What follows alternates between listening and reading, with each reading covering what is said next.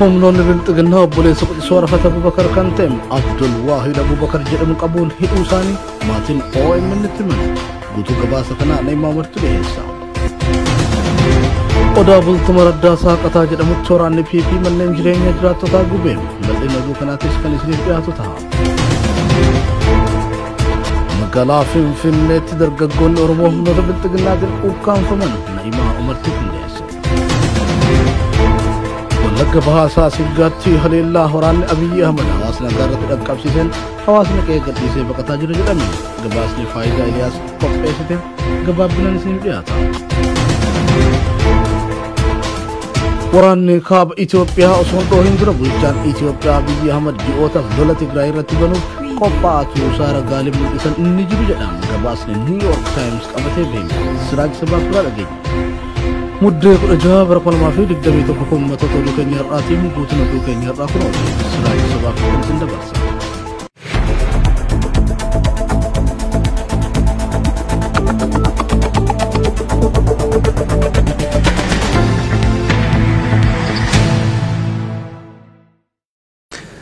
Kutaalee addunyaa jirtan hundatti nageenyi keenya isin haa dhaqqabu kabajamtoota daawwattoota Oromiyaa Miidiyaa Neetwork oduu isinitti hima Ansiraay Sabaati. Oduu keenya jalqabaatiin bulchiinsi Abiyyi Ahmad sabboontotaa fi maatii qabsaa'otaa hidhuu fi achi buutee dhabamsiisuu itti fufeetii jira. Sadaasa 26 bara 2014 akka lakkoofsa Itoophiyaatti godina Baalee aanaa Gaafraa ganda Qaasoo warraatti humnoonni tika mootummaa obboleessa Arafat Abubakar quxisuu kan Abdul Waahid Abubakar jedhamu qabuun hidhuu isaanii maatiin Oromiyaa Miidiyaa Neetworkitti himan. Gama biraan dargaggoo Wabii Burqaadhuma torbee darbee magaalaa Adaamaatti qabamuun hidhameetii jira. Na'imaa War. Bulchiinsi Abiyyi Ahmad sabboontotaa fi maatii qabsaa'otaa hidhuu fi achi buutee dhabamsiisuu itti fufee jira. Sadaasa 26 bara 2014 godina Baalee aanaa Agaarfaa ganda Qaasoo warraatti humnoonni tikaa mootummaa obboleessa Arafat Abubakar quxisuu kan Abdul Waahid Abubakar jedhamu qabuun hidhuu isaanii maatiin Oromiyaa Miidiyaa Neetworkitti himanii jiru. Arafat Abubakar ajjeefamuu artistii Haacaaluu Hundeessaa hordofee waxabajjii 30 bara 2020 hidhamuun mana hidhaa Qaallittii kan jiru yoo ta'u obboleessi isaa quxisuun magaalaa Roobeetti kutaa 10 baratu maatii dubbisuuf deemee humnoota tikaatiin qabamee hidhame.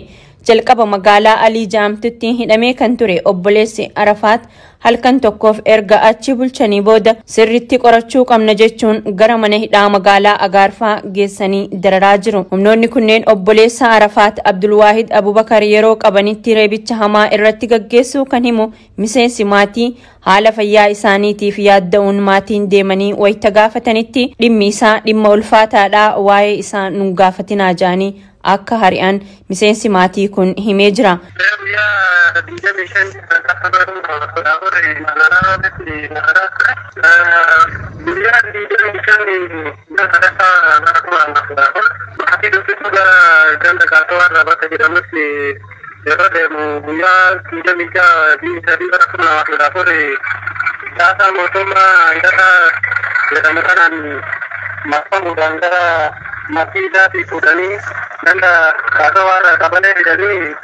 Gama biraatiin dargaggoo Wabii Burqaadhuma torbee magaalaa Adaamaatii qabamuun hidhamee jira. Labsii yeroo muddamaa hordofuun kutaalee Oromiyaa garagaraatti hidhaan raawwatamu hammaatee itti fufuun namoonni hedduun hidhaatti guuramaa jiraachuun odeeffannoon yeroo yeroon OMN dhaqqabaa jiru ni mul'isa.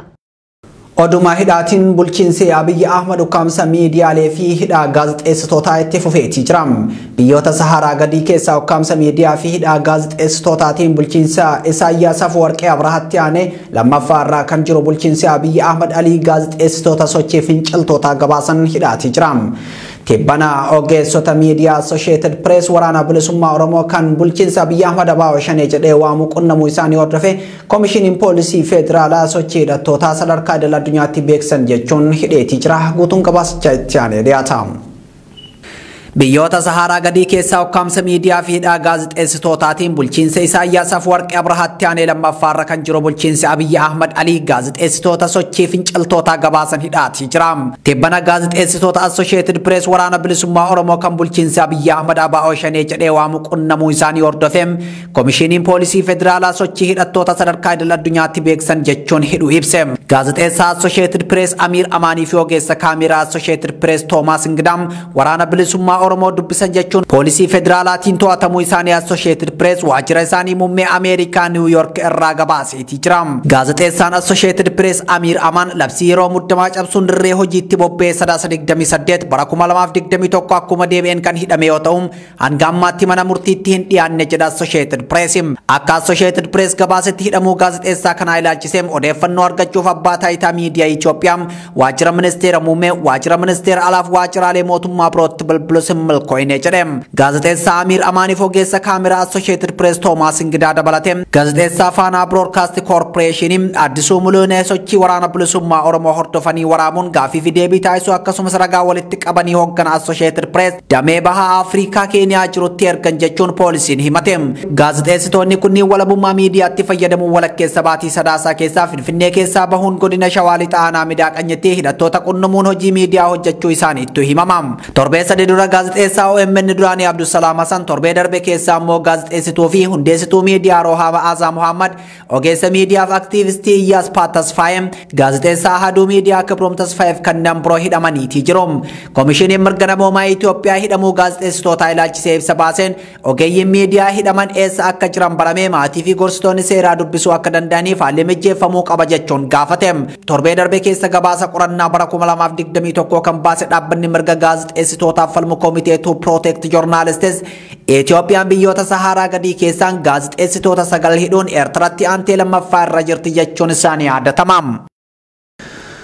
Oduu biraatiin Koloneel Gammachuu ayyaana guyyaa har'aa mana murtii waliigalaa federaalaatti beellama qabaatanis poolisiin dhaddacharraa isaan hambisuu Dr. Tokkummaa Dhaabaa Oromiyaa Miidiyaa Neetworkitti himan. Guyyaa har'aa jechuunis muddee 7 bara 2014 akka lakkoofsa Itoophiyaatti manni murtii waliigalaa federaalaa galmee himata haaraa abbaa alangaa Koloneel Gammachuu ayyaanaa fi himatamtoota waliin himatamanii jiran irratti banee ilaaluuf dhaddacha taa'ee akka ture abukaattoon hidhamtoota siyaasaa Oromoo Dr. Tokkummaa Dhaabaa OMN itti himanii jiru. Koloneel Gammachuu ayyaanaa kana dura yeroo garaagaraatti manneen murtii sadarkaa naannoo federaalaatti jiranitti himata isaan irratti baname kuffisuun bilisa kan isaan baasan ta'us poolisiin ajajaa mana murtii diduudhaan Koloneel Gammachuu ayyaanaa dabalatee qondaalota ABO kan biroo mana hidhaatii hiikuu diduu isaa gabaasaa turuun keenya ni yaadatama. Bu'uuruma kanaan koloneelichi ji'oota 5 oliif maatii fi abukaattoo jalaa dhokfamuun bakki buuteen isaa wallaalamee akka ture abukaattoon isaanii Dr. Tokkummaa yaadachiisanii torbaan 3 dura kaampii waraanaa bulchiinsa magaalaa Galaan keessaa baafamuun gara Finfinneetti dabarfamuu isaanii himaniiti jiru. Torbaan tokko dura abbaan alangaa himata haaraa Koloneel Gammachuu ayyaanaa fi namoota galmee isaanii jalatti himataman irratti banuu akka dhaga'an himanii dhaddacha yeroo darbee irratti garagalchii himata haaraas ta'e beellamni abukaattootti waan hin himaminiif beellamni guyyaa biraatti akka qabamu gaafatanii har'atti beellamachuu isaanii OMN gabaasee ture. Manni murtii waliigalaa federaalaas oolmaa guyyaa har'aa ooleen himata abbaan alangaa himatamtoota galmee kissii qixxummaa jala jiran irratti bane ilaaluuf dhaddacha saaqee akka ture kan himan abukaattoon hidhamtoota siyaasaa Oromoo Dr. Tokkummaan haa ta'u malee dhaddacha har'aa irratti sababa poolisiin himatamtoota hin dhiyeessineef galmeen utuu hin ilaalamin hafee jedhu. Gareen abbaa alangaa bakka himatamtoonni hin jirretti galmeen isaanii haa ilaalamu jedhee gaafatus falmii abukaattonni taasisaniin manni murtichaa poolisiin himatamtoota akka dhiyeessuuf ajajuun guyyaa boruum bakka himatamtoonni jiranitti galmee isaanii ilaaluuf beellama muddee 8 bara 2014 akka lakkoofsa Itoophiyaatti bulfachuu isaa Dr. Tokkummaan Oromiyaa Miidiyaa Neetworkitti himaniiti jiru. Oduu keenya biraatiin guyyaa kaleessaa muddee 15 bara 2021 baha Oromiyaa godina Harargee Lixaa aanaa Odaa Bultum Araddaa Saaqataa jedhamutti milishaa poolisii aanichaa fi kan aanaa Bokee waliin ta'uun maqaa waraana bilisummaa Oromoo deeggartan jedhuun mana qonnaan bultootaa 15 qabeenya isaan qaban waliin jalaa gubuu maddeen OMN itti himan. Maatiin qabeenyi isaanii jalaa manca'ee rakkoo cimaaf saaxilamuu ibsuun ragaa tokko malee shakkii qofaan milishoonni gandaam mana jireenya qonnaan bultootaa gubuun bara sirna biltsiginnaa kana keessa gidiraa jalqabameedhas jedhan Muhammad Fantaalle. Guyyaa kaleessaa muddee 15 bara 2021 baha Oromiyaa godina Harargee Lixaa aanaa Odaa Bultum Araddaa Saaqataa jedhamutti milishaa poolisii aanichaa fi kan aanaa Bookee waliin ta'uun maqaa waraana bilisummaa Oromoo deeggartu jedhuun mana qonnaan bultootaa 15 qabeenya isaan qaban wajjin jalaa gubuu maddeen Oromiyaa Miidiyaa Neetworkitti himan. Maatiin qabeenyi isaanii jalaa manca'e rakkoo cimaaf saaxilamuu ibsuun ragaa tokko malee shakkii qofaan milishoonni gandaa mana jireenyaa qonnaan bultoota gubuun bara sirna bilxiginnaa keessa gidiraa jalqabameedhas jedhan. Duula jecha fi manneen jireenyaa qonnaan bultoota barbadeessuu piipin guutuu Oromiyaa irratti raawwachaa jirtus ni balaaleffanna jedhanii jiru. Jiraatan aanaa Odaa Bultum yaada OMN'if kenne manneen gubatan araddaalee gandaa saaqataa keessaa irra jireessan araddaa muumadee jedhamtu keessatti kan argaman ta'uu eere. Humnoonni bilxiginnaa araddaa saaqatatti bobbaafaman uummata nagayaa xiqqaa fi guddaa haadha ilmoo hoosiftuu osoo hin hambisin shaneedha bosonatti soortu sirna bilxiginnaa diigurratti bobbaatanii jirtu jechuudhaan manneen jireenyaa jiraattota nagayaa gubuu fi diiguudhaan miidhaa dhaqqabsiisaa kan jiran yoo ta'u namoota danuus mana hidhaatti guuraa jiraachuu dubbata. Gochaan fokkisaan kun kan raawwatamuu eegalem erga woboon muddee 12 bara 2021 aanaa Odaa Bultum araddaa saaqataa keessatti humnoota bilxiginnaa sakatta'insa waraana bilisummaa Oromootiif bobbaafaman irratti tarkaanfii fudhachuun waraana PP 2 du'aan adabee namoota nagayaa humnoota bilxiginnaatiin hidhamanii turan 10 ol hidharraa hiiksisee booda kan hammaate ta'uu namni OMN fi yaada laate kun himee jira.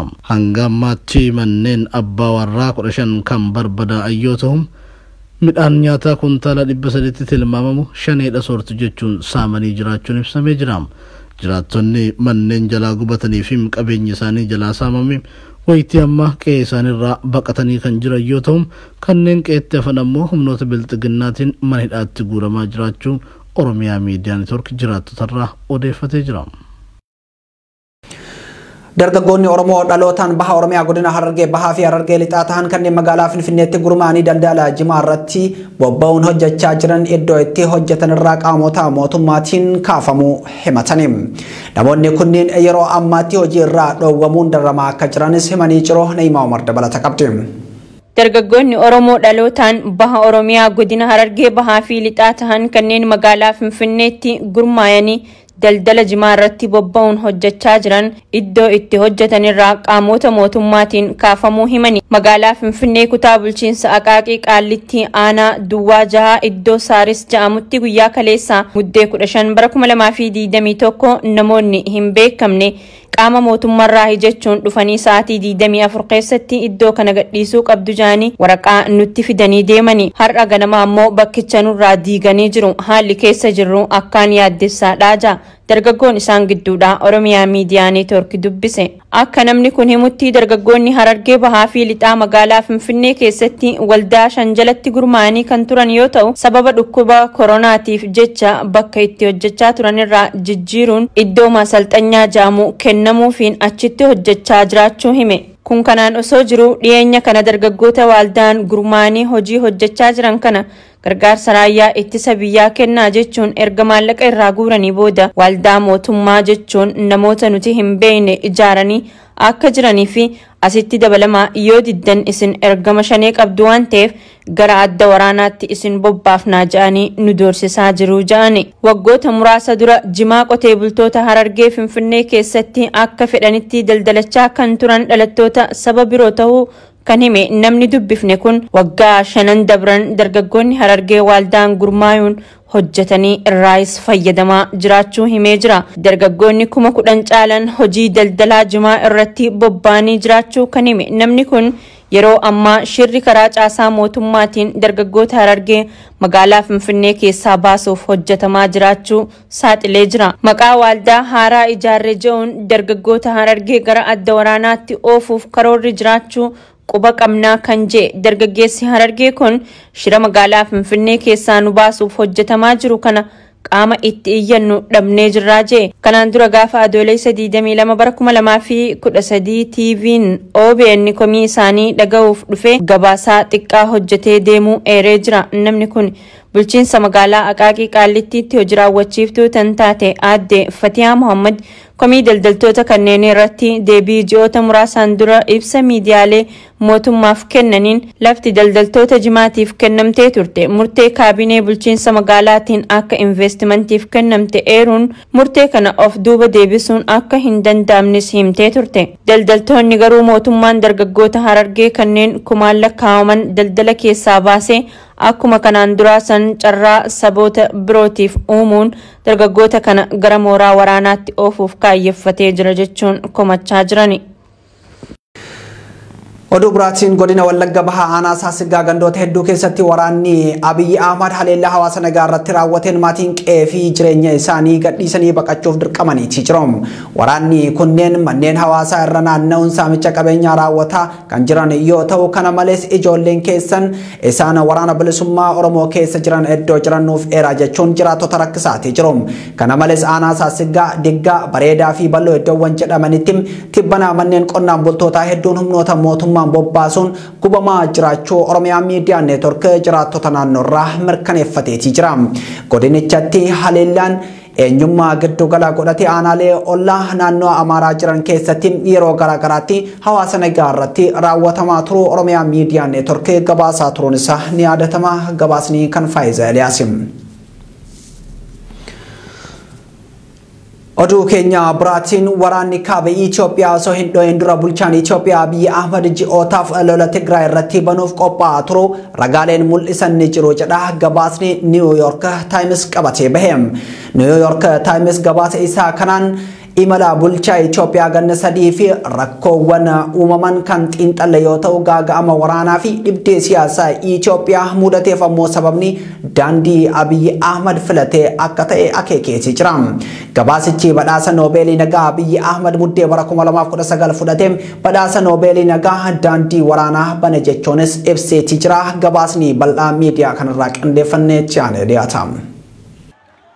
A new frontier in Ethiopia's war.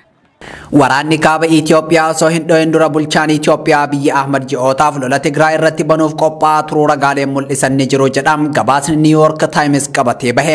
Haleellaa humnoonni Tigraay sadaasa bara 2020 keessa raayyaa ittisa biyyaa ajaja kaabaa irratti fudhatan Abiyyi Ahmadiif deeggartoota isaatiin waraana jalqabuuf carraa gaarii ture kan jedhu New York Times ji'ootaaf qophiin waraanaa iccitiin waraana bakkaa bakkatti sochoosuuf dhoksaan abbaa irree Eertiraa Isaayyaas Afwerqee Abrahaa wajjin mari'achaa turuu Abiyyi Ahmad ifomsem. Iccitiin badhaafamuu Noobeelii nagaa bulchaa Itoophiyaa Abiyyi Ahmad walitti bu'iinsa waggoota 12 biyya Isaayyaas Afwerqee Abrahaa Eertiraa wajjin ture xumuruu isaa ta'uu eeram gabaasni New York Times qabatee bahe. Biyyoota lameen jidduutti lolli waggoota 20 ture dhaabbachuuf araarri bu'uun naannoo gaanfa Afrikaatiif abdii jijjiiramaa ta'e akka tures eereetii jira. Haa ta'u malee badhaafamaan Noobeelii nagaa Abiyyi Ahmadiif Isaayyaas Afwerqee diinota waloo kan jedhaniin TPLF irratti waraana labsuuf iccitiin qophaa'aa turuu isaanii qondaalota duraanii fi ammaa Itoophiyaa kanneen nageenya maatii isaaniitiin maqaan isaanii akka hin caqafamne barbaadan irraa odeeffadhee jira jedhee gabaasni kun. Gabaasichi badhaasa Noobeelii nagaa Abiyyi Ahmad muddee bara 2019 fudhateen badhaasa Noobeelii nagaa daandii waraanaa bane jechuun ibseetii jira. Sadaasa bara 2020 osoo waraanni kaaba Itoophiyaa hin dho'in dura bulchaan Itoophiyaa Abiyyi Ahmad humna waraanaa gara Tigraay sochoose. Yeroo wal fakkaatatti meeshaalee waraanaa xayyaara waraanaatiin gara Eertiraa ergaa ture jedha. Gabaasichi qorannoo yeroo dheeraatiin booda ifoome kun. Sochii kanaa fi bu'aa isa booda argamu irratti gorsitoonni Abiyyi Ahmadiif jeneraalonni waraanaa iccitiin mormaa kan turan yoo ta'u, kanneen yaada adeemsaa kana fudhachuu didan ari'amanii jiru. Kanneen biroo ammoo afaan qawweetiin sodaachifamuun akka bahan taasifamee jira jedhan gabaasni New York Times qabatee bahe. Aangawaan duraanii bulchiinsa Abiyyi Ahmad kan yeroo ammaa Awurooppaa jiraatu Gabra Masqal Kaasaa badhaasni Noobeelii nagaa Abiyyi Ahmad fudhate daandii waraanaa qulqulleessee akkasumas fudhatama Abiyyi Ahmad addunyaa biratti qabu dhabsiise jedhe. Waraana TPLF fi humnoota Abiyyi Ahmad tumsan jidduutti adeemsifamaa jiruun finciltoonni maayilii 160 magaalaa guddoo Itoophiyaa Finfinneetti dhiyaachuu hordofeem bulchiinsi Abiyyi Ahmad guutuu biyyattii keessatti labsii yeroo muddamaa labsuun kan caqasiise gabaasni New York Times. Tibba kana ammoo Abiyyi Ahmad adda waraanaatti imale jechuu isaa hordofee humnoonni mootummaa federaalaa magaalota Tarsiimoo lolaa ta'an lamam finciltootaan qabaman deebisanii to'atanii jiru jechuun kaaseem.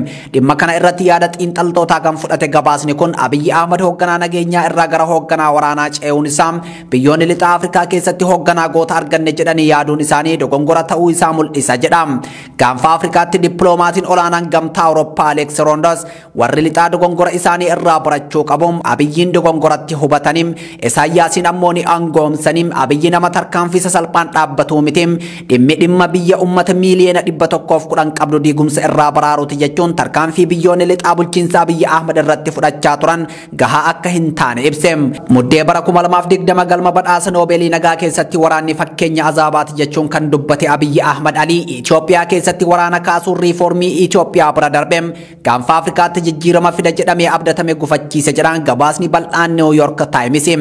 Abiyyi Ahmadiif Isaayyaas Afwarqee erga walii galtee nageenyaa mallatteessanii booda hanga lolli jalqabutti yoo xiqqaate yeroo 14 wal arguu isaanii gabaasaaleen garaagaraa ni mul'isu. Walgahii isaanii kana irratti gargaartota isaaniif yaadannoo waa irratti barreessan bakka hin jirretti wal arguu waliin haasa'uu isaanii qondaalota duraanii Itoophiyaa irraa mirkaneeffadhe jedha New York Times. Eccitiin wal arganii waliin haasan kan jedhu gabaasni bal'aan hariiroo Abiyyi Ahmadiif Isaayyaas Afwarqee jidduu jiru dabalate. Eccitiiwwan gaagama waraanaaf dhibdee siyaasaa Itoophiyaa irratti xiyyeeffatee bahe kun Isaayyaas Afwarqee bara 2019 bara 2020 dabalate yeroo sadi dhoksaan Itoophiyaa seenee bahuu isaa qondaala duraanii tokko irraa odeeffachuu ibse. Yeroo Isaayyaas buufata xayyaaraa Boolee gahu itti gaafatamtoonni aviyeeshinii akka waan takka hin dubbanne akeekkachiifamuun konkolaataa dhoksaatiin iddoo Abiyyi Ahmad jirutti geeffame jedha gabaasichi iccitiin guutame kun. Yeroo sanitti qondaalonni Eertiraa naannoo Amaaraa kan Tigraay wajjin seenaa wal morkii yeroo dheeraa qabu daawwataa turan yoo jedhuun sadaasa bara 2018 yeroo Isaayyaas Afwarqee magaalaa Gondar daawwatu ummanni daandii irratti bahuun Isaayyaas jedhaa turan jedha.